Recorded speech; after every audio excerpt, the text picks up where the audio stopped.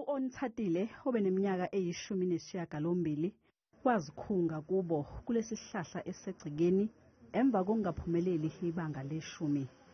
Abazali bakhe basele nemibuzo eminingi.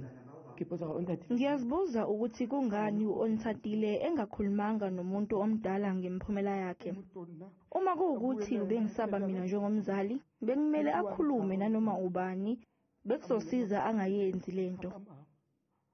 Umndeni uthi ubulokhu umgqugquzela ukuthi ungaphumeleli ibanga le-10 akusikho ukuphela kwempilo.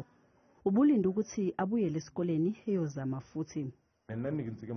Bengihlezi ngimtshela ukuthi uma engaphumelelanga akusikho ukuphela kwempilo. Usengakwazi ukulungisa izifundo zakhe aphinda azame futhi. Lukhona ke usizo abafundi abangalithola uma bengenzanga kahle ezifundweni zabo.